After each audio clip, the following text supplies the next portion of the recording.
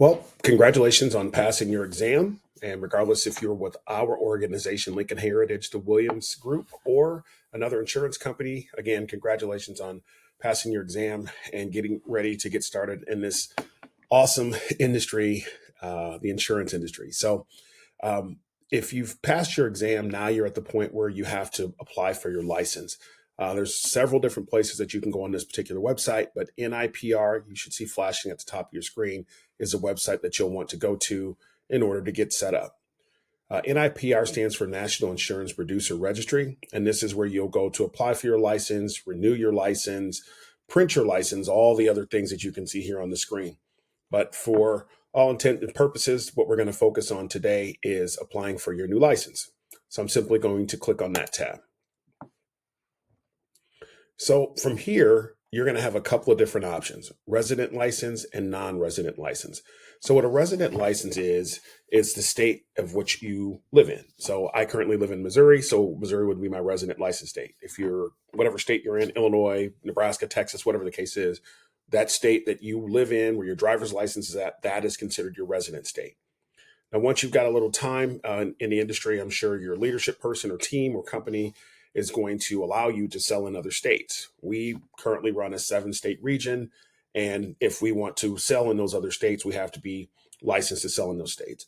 Most other states do not make you take a non-resident license. You simply come back out. If you're in good standing in your resident state, you can apply for a license with the non-resident state. So for all intents and purposes today, we're going to go ahead and say resident license. From here, you can see where my cursor is at. Go to online application. You're simply going to click that. Now, the options that you're going to get here, please do not skip through these. These are for different things. And kind of screw yourself up here a little bit, what you don't want to do.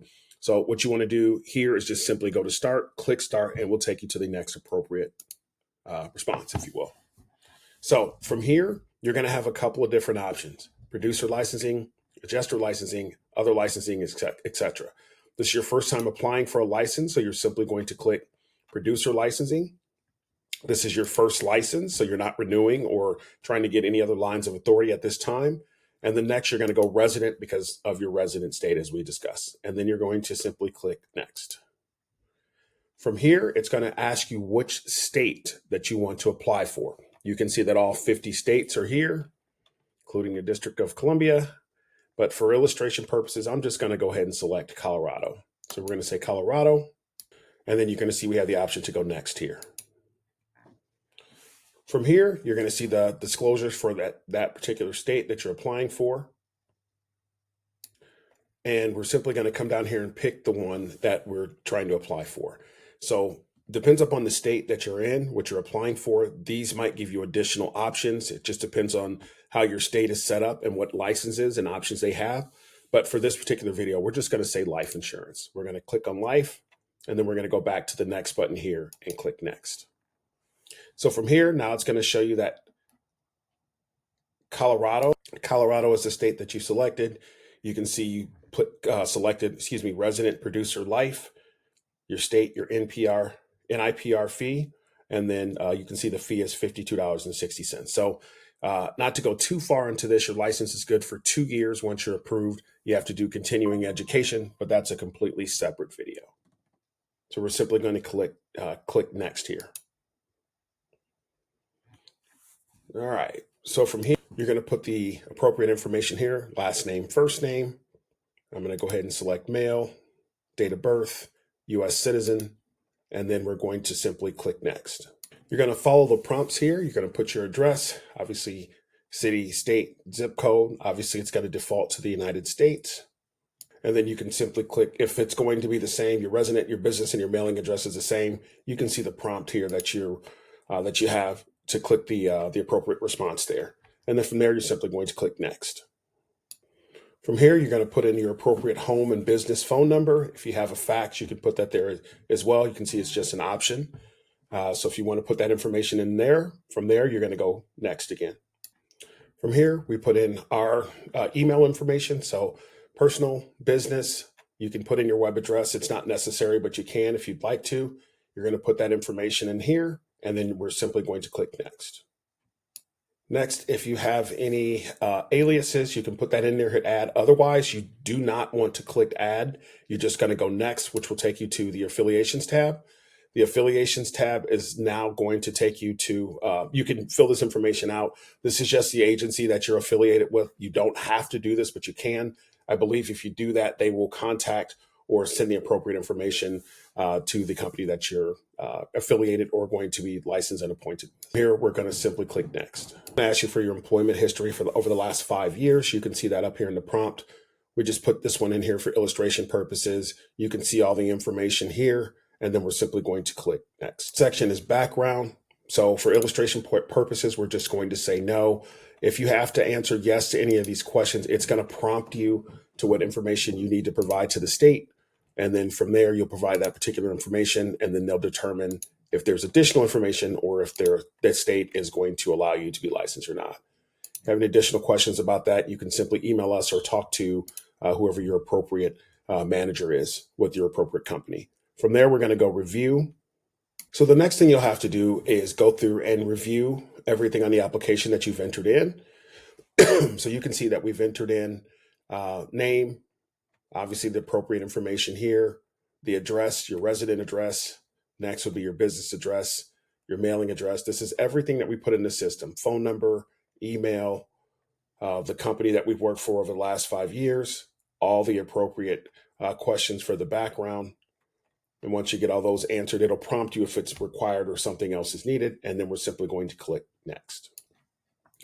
The next thing is going to ask who is actually submitting this application. So if you have an admin or assistant that's doing this for you, they'll click someone else. They'll have to fill out the appropriate information. If it's you, it defaults to myself, and you're simply going to click next.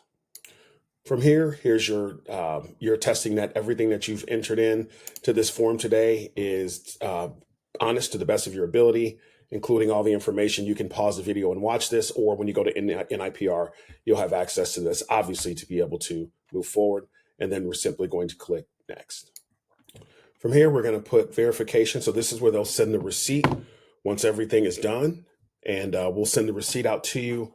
They'll send the receipt out to you once you pay and everything else. We'll go over that and cover that here in just a few moments when we get there.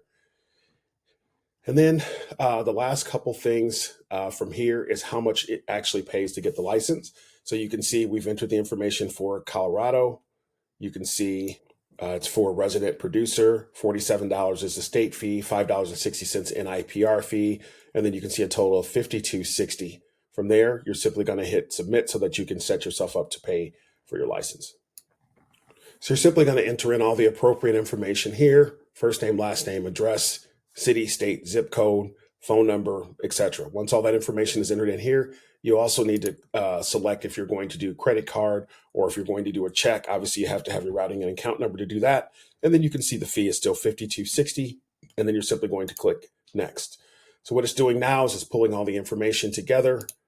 We're going to go agree. You're going to put your account number information in here. If you said check, it's going to ask for routing and account number. You're going to hit submit. And then from there, what it's going to do is have you pay, put your credit card information in, and go from there.